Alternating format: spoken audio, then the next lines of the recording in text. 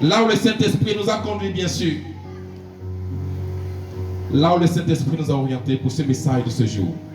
L'historique de ce passage nous parle de la réaction des amis de Job qui étaient en train de condamner Job, qui se disaient que Job était pécheur. C'est pourquoi il vivait de telles difficultés.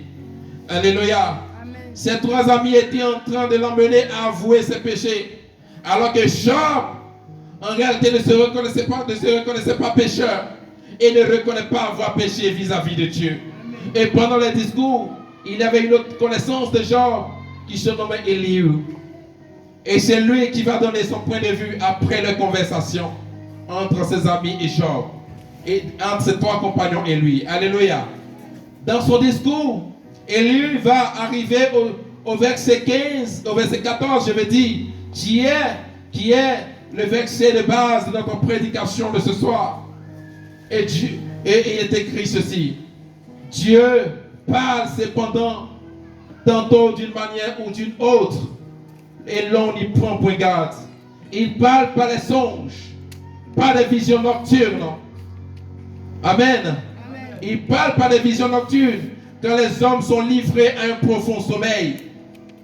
Quand ils sont endormis sur leur couche, alors il leur donne des avertissements et met le sceau à les instructions afin de détourner l'homme du mal et de le préserver de l'orgueil, afin de garantir son âme de la force et sa vie des coups du glaive. Alléluia.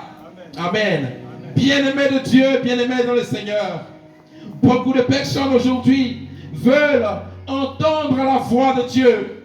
Beaucoup de personnes veulent entendre la voix de Dieu concernant un compartiment particulier de leur vie. Alléluia. Plusieurs sont ceux qui veulent que Dieu leur parle. Amen. Il y en a qui attendent que Dieu leur parle audiblement comme au temps de Moïse. Amen. Ou d'autres serviteurs de l'époque ou de la Bible. Mais quand ces personnes n'arrivent pas à entendre la voix de Dieu, elles commencent à chercher d'autres solutions, à emprunter des chemins qui ne donnent pas gloire à Dieu. Alléluia. Ils veulent prendre des raccourcis, aller voir des marabouts, des féticheurs, des charlatans, des mystiques qui ne peuvent même pas se sauver eux-mêmes. Ces personnes vont vendre leur âme au diable. D'autres entrent dans des sectes telles que la franc-maçonnerie ou autres sectes. Alléluia.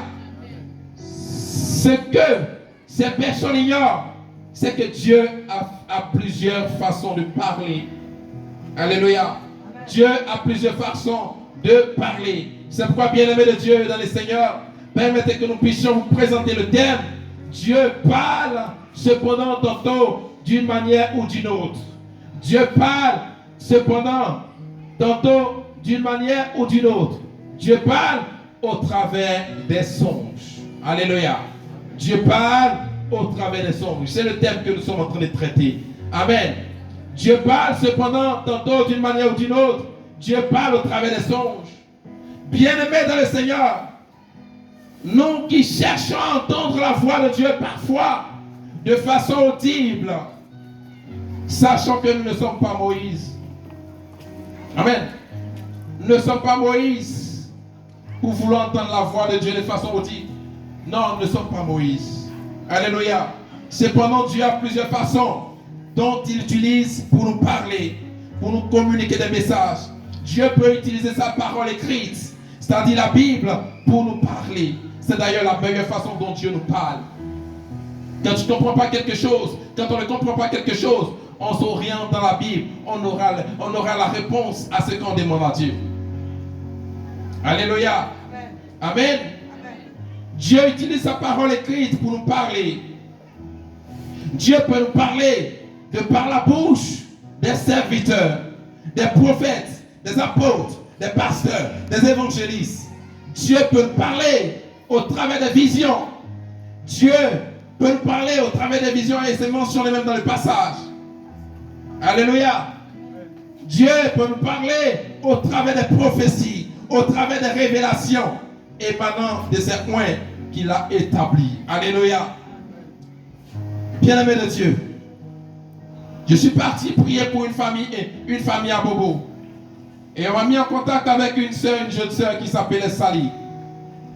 Et pendant que j'ai commencé à échanger avec cette sœur, et voilà ce que Dieu va révéler au sujet de cette sœur.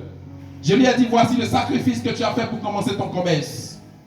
Elle dit, comment est-ce que moi je suis si jeune et puis je peux connaître ce qu'elle a fait dans le secret. Ce que ses parents même ne connaissent pas. Elle me dit, elle va commencer à dévoiler maintenant. Je lui ai dit, voici ce que tu as fait. Elle va commencer à se dévoiler. Que j'ai donné.